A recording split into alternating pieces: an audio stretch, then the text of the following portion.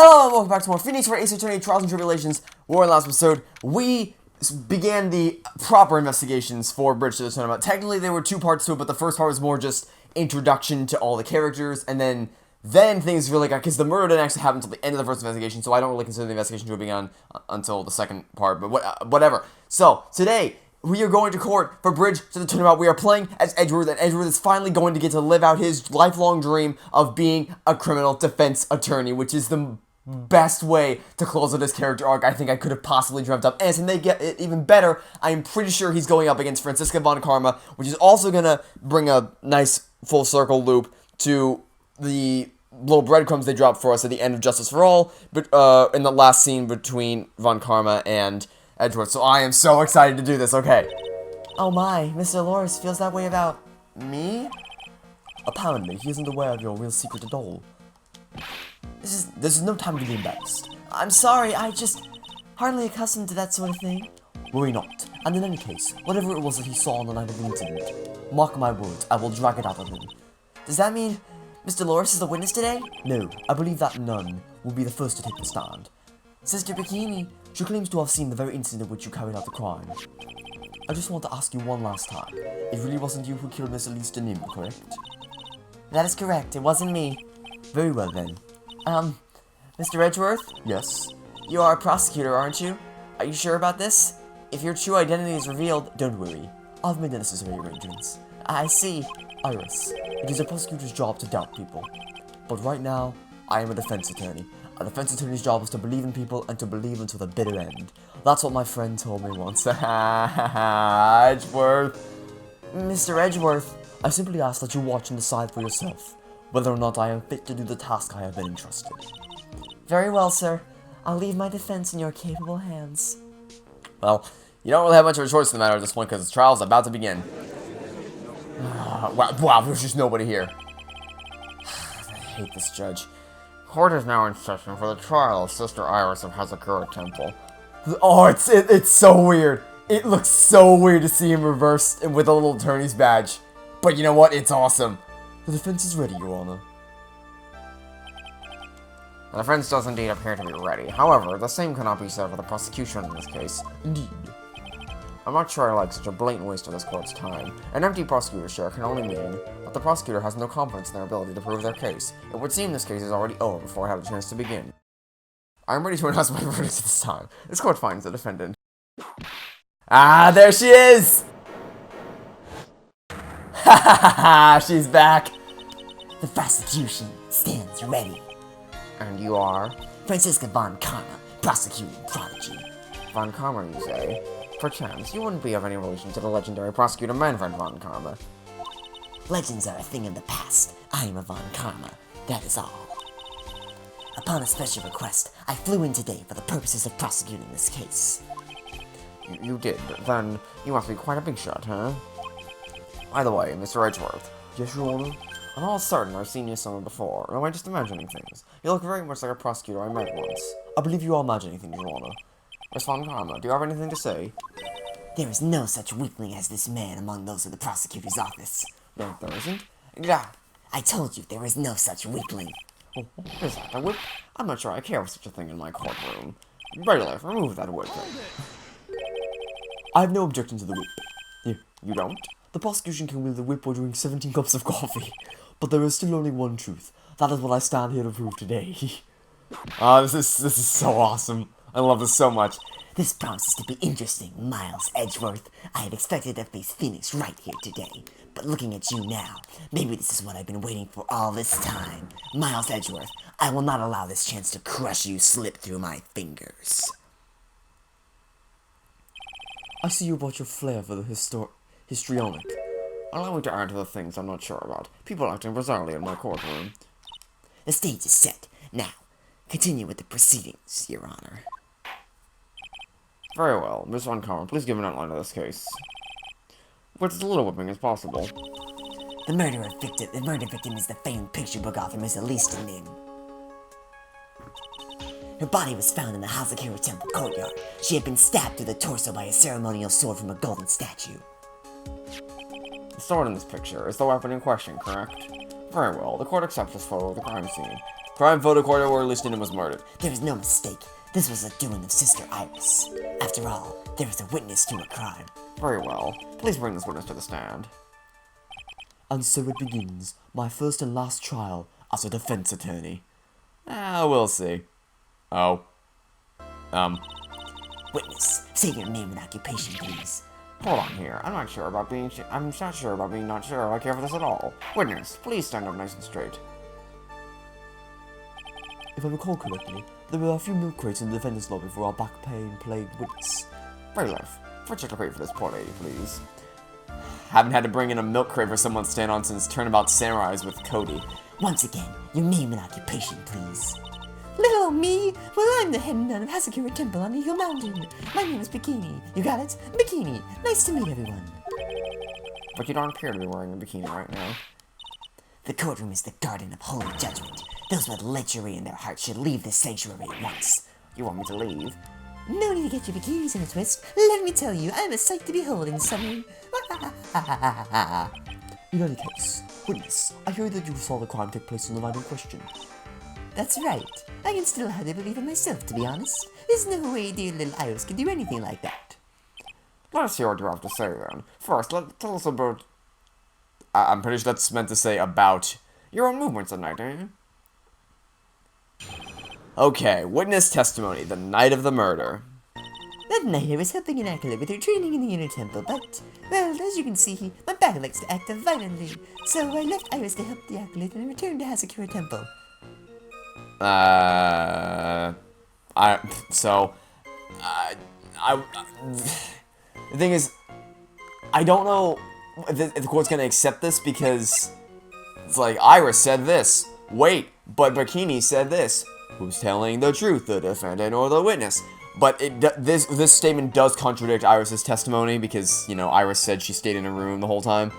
So, I guess we'll have to wait and see. There's no bath at the inner temple, you see. I needed a long, hot soak. It was after I had finished, just as I was heading back. That's when I saw it. So it was simply a coincidence that you find yourself returning to Hasakura Temple. Yes, you could say that. If my back hadn't been in so much pain, I would have stayed at the inner temple. That sounds like a pretty important statement you just made. There is only one problem with this testimony that I can see. And you're not about to fail at the first hurdle now, are you, Miles Edgeworth? Mr. Edgeworth, please begin your cross-examination. Okay, the night of the murder. Here we go.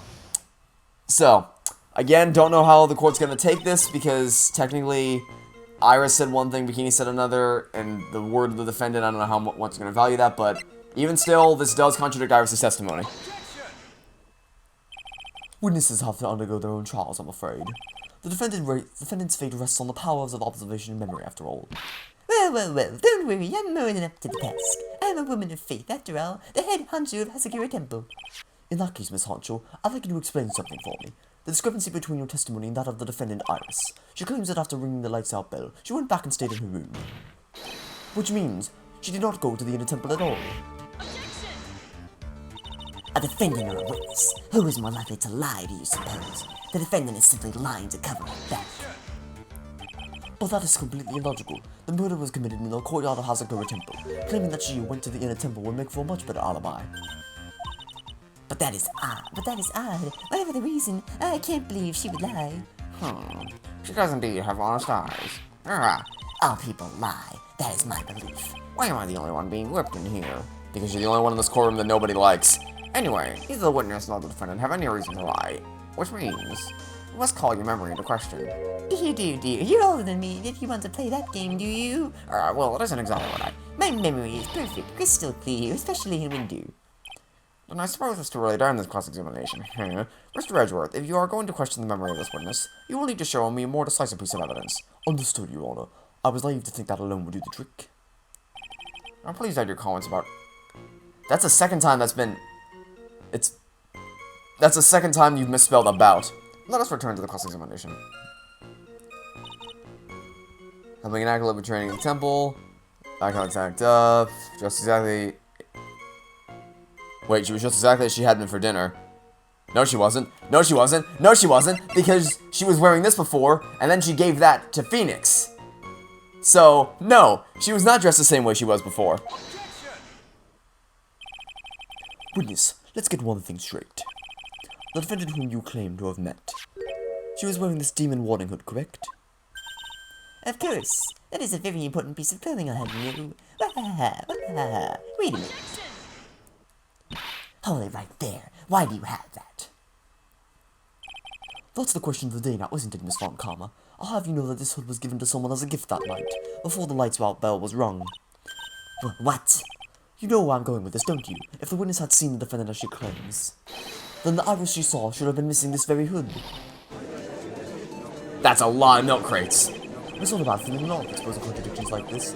Now I understand that happy look on Wright's face every time he does it. Oh, it's so good. It's so good. He's getting his moment. His conclusion to the character arc. He sees the light. He knows what it's like. Yeah. Order on the court. Yeah. Sister, this hood. You have spare ones around the temple, don't you? Spares? Well, I do tend to make too many of them.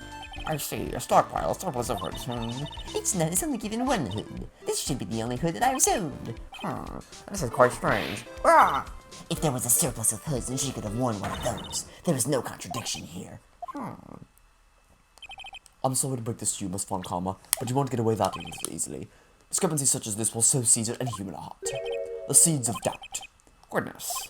Well, I don't wish to call your testimony into doubt. You must give every detail with precision. I'm not sure I'm comfortable going along with this. Sister, you shall continue with your testimony. Tell us what you saw after finishing your bath on your way back to the inner temple. The seeds of doubt are sprouting in the judge's heart. They just need a little more stimulation to bear fruit. Contradictory stimulation. Witness testimony after my bath.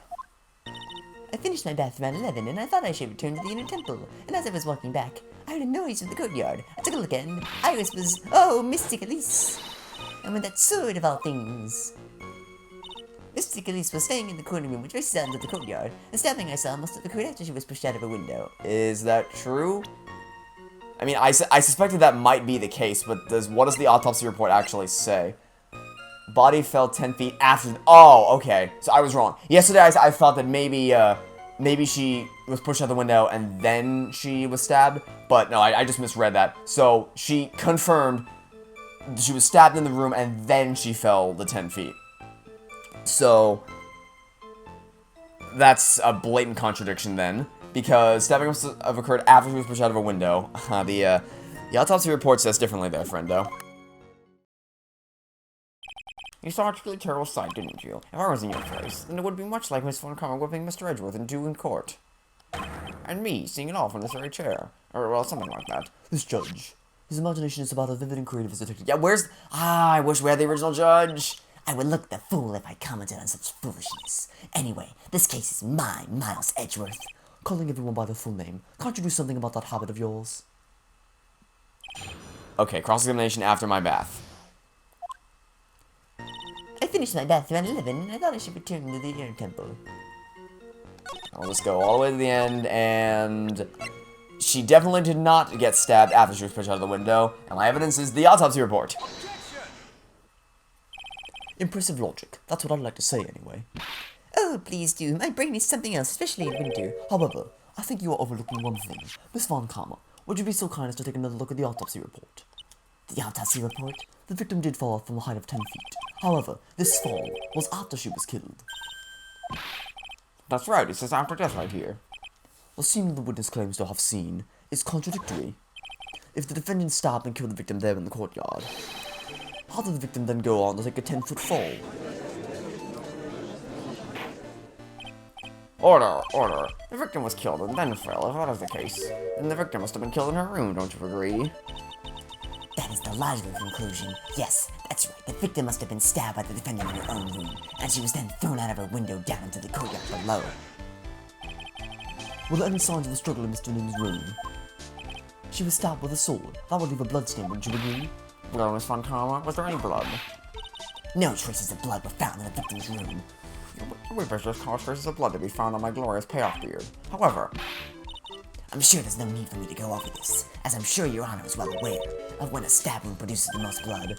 When it produces the most blood? Very little blood is actually lost in the moment of the blade's insertion. If you want to talk about when the most blood would be lost from a body, that would be when the blade is removed. Indeed. Well, the weapon's still in place, so it acts like a lid on the wound. That's true. With the weapon still in the body, there wouldn't be much bleeding. A perfectly reasonable line of thinking. We have come to a conclusion then. The victim was thrown out of the window with the sword still in place. This removes all of the contradictions.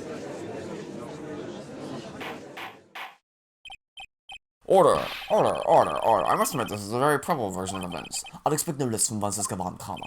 She locates and takes control of every vital point. It seems that we need a clear testimony from the witness. Remove all supposition on your part and tell us only the facts, please. Witness, please. Remain standing on the crate. Don't go selling me short now. Get it? It's a pun because she's short. The weight of winter snow has bent me out of shape, especially my back and my mood. Sister, please give us your testimony. I will give you a vigorous massage once we are finished here. With the whip. Oh boy, alright. Okay. Further details, because we definitely always need further details. When I looked across the scene, the sword was already in place. Thinking about it now, I didn't actually see you stab Mr. Elise. Oh, convenient.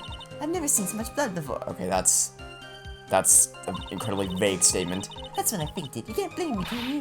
And when I awoke, Mr. Amy was stabbing Mr. Elise through the back. I'm gonna need some more information on how you've never seen so much blood before. This all confirms Miss Von Karma's theory. Von Karma strive for nothing but perfection. Oh, realize that way you lost 2 cases to me in the last game. Putting together such facts is nothing for me. You should know that, Miles Edgeworth. Perfection is an impossibility, Franziska von Karma, and I'm here to teach you just that. Okay, so no direct contradictions, but I'd love to hear more about how you've never seen so much blood before, because that's incredibly vague. So you're saying that you saw the victim's blood? That's right, some of it is splattered onto Iris, too. When the defendant was arrested, she was meditating in the room, and her blood flecked clothing was neatly folded in the corner. What? The clothes were blood flecked as well? That seems quite conclusive to me. What should I do, press this point further? Absolutely press this point further. Going back to your previous statement, you said that you saw a little bleeding when the victim was stabbed, but now you say you saw the victim bleeding. Well, I say that is what I saw is what I saw. What did you see? Maybe I didn't see the poor woman get stabbed, but I saw the girl pull the sword out of her, plain as day. Pulling the sword out? Well, it wasn't exactly pulling, it was more like it came out. Witness, you will add this statement to your testimony. Oh, was that important?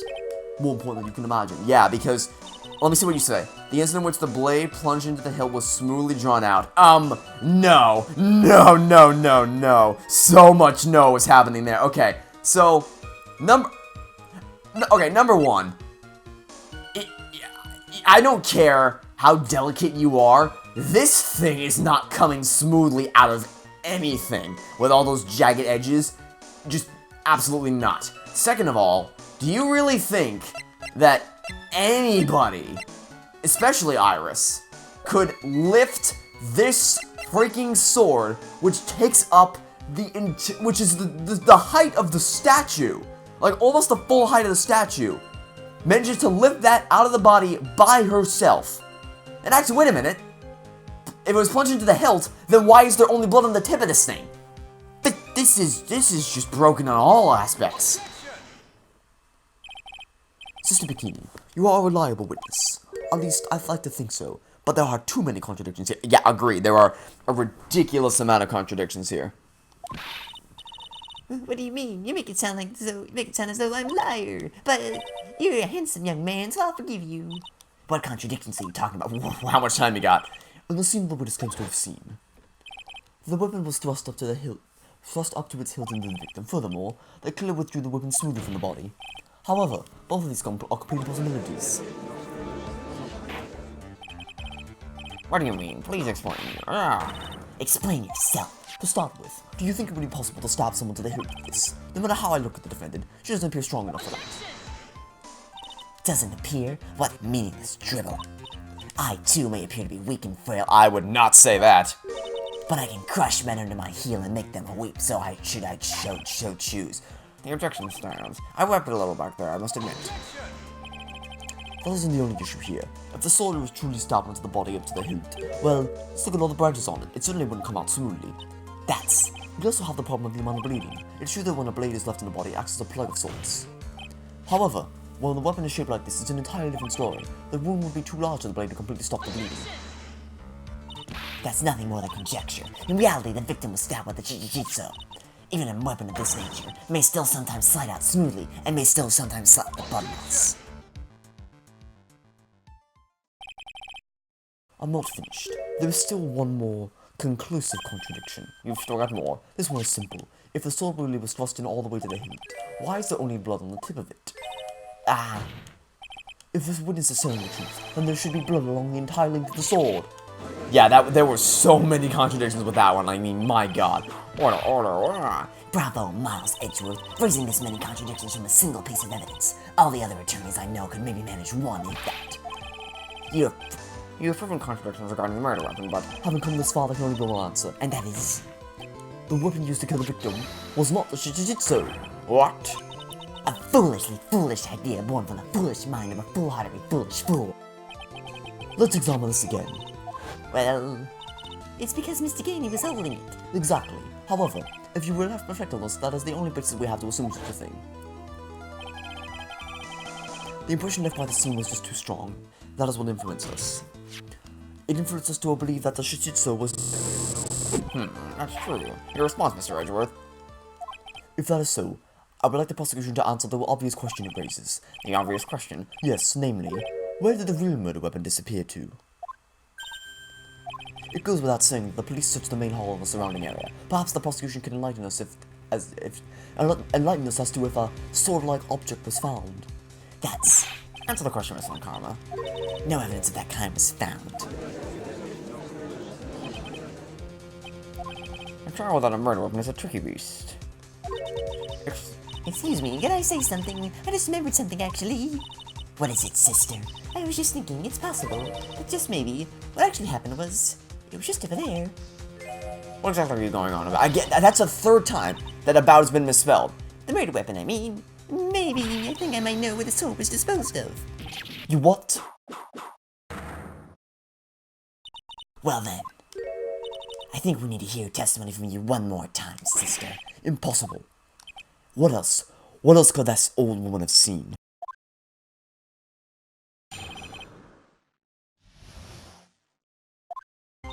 I saw the murder around 11 o'clock p.m. Okay. And after asking that it be reported, I went up to the main gate, and there I saw tracks. Tracks that indicated the snowmobile had been used. It takes 15 minutes to walk to Dusty Ridge for less than 5 using one of those. Maybe they threw the weapon in the river and came back when I was knocked out. I always could have done that. She can drive a snowmobile after all. Okay. Goodness, please tell us everything you know right away next time. Well, not in the best of shape. What with my back and age, you know. Quite. There were indeed snowmobile tracks in front of the main gate. Here is a photograph. Wait a second.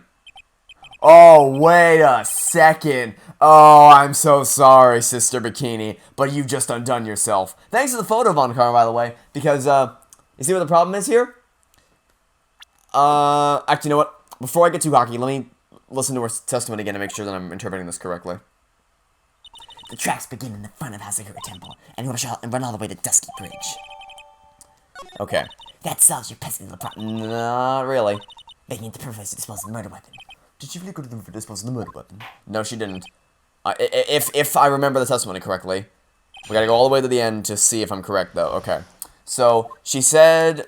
What did she say? She said... Maybe they threw the weapon into the E-River and came back. Aha! And came back. Which means you have to drive... Let me look at the map. Where's the map? Is this the map? Okay. That means you have to drive from the temple to the bridge, and then back from the bridge to the temple. Which means there would be 2 sets of snowmobile tracks, right? And yet... there's only 1 set of snowmobile tracks in this photo. I find them to be a little bit interesting. Wouldn't you? I admit that this photograph proves something. It proves that a snowmobile was used in the line of the murder. You finally accepted the inevitable, it seems, Miles Edgeworth. However, if what the witness says is true, then why is there only 1 set of tracks? What do you mean? I was at Hazakura Temple, then threw the weapon into the river and then returned. If this was the case, then naturally there should be 2 sets of tracks on the snow. Those from heading onto the bridge and those from coming back. Ah, you're right. You are forgetting one thing, Miles Edgeworth. On the night of the murder, it was snowing. The tracks leading to the bridge were erased by the snowfall. Is that true? What was the time from which it was snowing again? Weather data. Snow 7 to 10:50 p.m. Oh no! Oh, I'm sorry. Didn't the witness say something on the lines of that she saw the murder at 11 o'clock p.m.? Wow, that's just too inconvenient for your little narrative, isn't it? Because if that's the case, then how is it that Snow could have covered up the tracks if you would dispose of the murder weapon after the murder, and at that point it would have been past the time when Snow had already stopped falling? Huh. This is interesting. Oh, I'm so sorry. This removes a prick. No, it creates another one. It creates another one. Sure, it fixes that one, but in doing so, it creates another one. So it's a net zero. What do you have to say now, Miles Edgeworth? Is there a flaw? Yes, there's a massive flaw in our theory. Yeah, it's flawless. No, there's a contradiction. The tracks to the river were covered by snow. What a nice theory. However, Miss von Karma, that is impossible. Would you care to explain why there was a rude index finger currently pointed in my general direction? No need. The evidence will do all the talking for me. On the night of the murder, where the killer went to and returned from Dusky Bridge, in order to dispose of the murder weapon, the outgoing tracks were erased by snow, or so claims Miss von Karma. Mr. Edgeworth, present your evidence to the contrary. Evidence that the outgoing tracks are not covered by snow is the weather data. Witness, please tell us again what time it was when you witnessed the crime. Like I said, it was around 11. Of course, this means that the weapon was thrown away after that time, correct? On that note, please take a look at this data. It is the weather report for Eagle Mountain on the night of the murder. The weather report? Snow started to fall at 7 p.m., but it stopped around 10:50. Therefore, when the sister witnessed the crime at 11 p.m., the snow had already stopped falling. It is impossible for any tracks made after that time to have been covered up. Order. Very well then. It looks like Miss von Karma's claim has been snowed in. Ha ha ha. Funny joke you just made there, Judge. It's too soon to be closing this trial due to... Miles Edgeworth, how pathetic of you to rely on the weather of all things. Answer me this then. When is a weather report ever correct? No. You got it all wrong. This isn't a forecast. This is actual data. Forecast data, all weather reports have some inaccuracies. It may have still been snowing in the vicinity well past 11 p.m. Oh, really? You're gonna try to pull that card? Actually, wait. Oh, wait. I might have a way to prove it. I might have a way to prove that it was snowing. Where's the crime photo? Here it is. Aha! Gotcha again. So, if it was snowing past 11 p.m., then, why isn't her body covered in snow? Riddle me that, Batman. Because, that's a photo. And that is direct evidence for what it looked like at the scene of the crime. So, yes, we can be totally sure. What? How did you pull that off? It stopped snowing in Hospital Terminal when the murder took place. You need to provide... I can. I've come this far. There's no turning back now. Very well. I, too, cannot allow any doubt to remain concerning this testimony. Ha! You can't back down, can you? Such perfection. Oh, that's rich coming from you. Very well, then. Mr. Edgeworth. Where is your evidence that is already the crime photo because the body was not covered in snow when the murder happened? Ultimately, it all comes down to one point, that being whether or not it was snowing in that corridor when the victim was stabbed. That's right, and proving that is incredibly easy. If we want to know whether or not it was snowing or not, this photo will tell us everything. Of course, I'm referring to this photo of the crime scene. As you can see, everything is covered with snow, with just one exception, and that is the victim herself, Miss Elise Janin. Why is there no snow on top of her? The answer is simple. It had stopped snowing when she was killed, that's why. In other words, if the killer really did go to the Eagle River to dispose of the murder weapon, then in this photograph, there should be two sets of tracks. Gotcha. Order. Just what are you? Just what are you suggesting, Miles Edgeworth? To be honest, I am not entirely sure myself, but this is simply what all the facts point to. That night, someone used the snowmobile to leave Haskura Temple. From the tracks left, it can be understood they were heading for Dusky Bridge. At that time, it was still snowing. Of course it was, because those tracks were erased by the snow. Then, when this person returned to Haskura Temple, the snow had stopped. Can I say something? This all sounds a bit fishy to me. What does, sister? There is only one key for the snowmobile. Furthermore, on the night in question, we know that the defendant had it. The key was found in her room after the murder. Which which can only mean that night Iris used the snowmobile to go to the inner temple. But Iris said that she was never there. I should probably press on this point some more when I get the chance. The snowmobile can't cross the suspension bridge, so she must have left it on the Hazakura side of the bridge and crossed on foot. That sounds right. But what's odd is when I left Iris and returned to Hazakura Temple,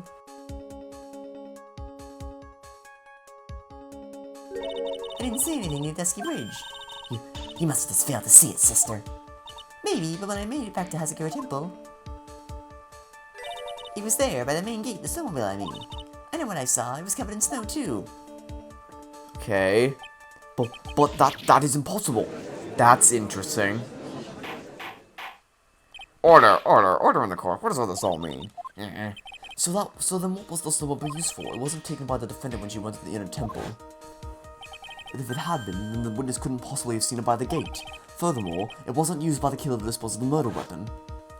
If that was the case, there should be 2 sets of tracks in this photo. All we know is this: after it stopped snowing, someone used the snowmobile to return to Hazakura Temple. I never thought a simple snowmobile could... I think we've learned all we can from this witness. Yes. I've nothing more to add. I've told you everything that I know. But then, there still is the same problem. If only there was someone, a witness who could testify to having seen the snowmobile. Well, Larry was hanging out by the bridge all night. A witness, huh? Was there no one walking perhaps near the bridge? Yeah, there was Larry.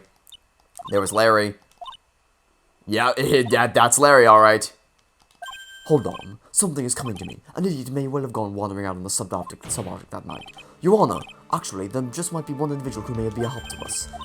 You know of someone who might have seen the snowmobile the night of the murder? I don't know for sure if he saw it or not, but there are 2 things about him that do come to mind, which are, first, that he saw something incredible on the night of the murder. And the second being? This individual that I am thinking of went wandering outside on that cool night. In other words, he is our kind of idiot. Mr. Edgeworth, who was the city you're talking about? That, again, with the about misspelling. It is... where is he? There he is. Larry Butts. This guy may be a product of John Deluxe Guide to not just French painting. This is Larry Butts, a disciple of the victim at least enabled. Your student, interesting. And why was he wandering about on that? Again! Butts. I could tell them all about his designs for Iris, but it may cost us his credibility as a witness before I even call him. He is, after all, an artist. He was, perhaps, searching for something in the snowy scenery that would move him, although I cannot guarantee this is the reason. And so, what exactly was it that he saw? I intend to extract that from him right here in this courtroom. Summon this as a witness immediately. I have no choice, do I? I believe that he is in the gallery for this trial. It will not take long to summon him. Very well. Larry. You may have escaped me yesterday, but today I'm going to get everything out of you. The court will now adjourn for a 20-minute break. Mr. Von Karma, please see to preparing the next witness. Understood, Your Honor. Good. Well then, court is now in recess. Alright. It is so awesome. Wait, music. It is so awesome. Not only to be playing as Edgeworth in the role of a defense attorney, but to be facing off against Von Karma as Edgeworth.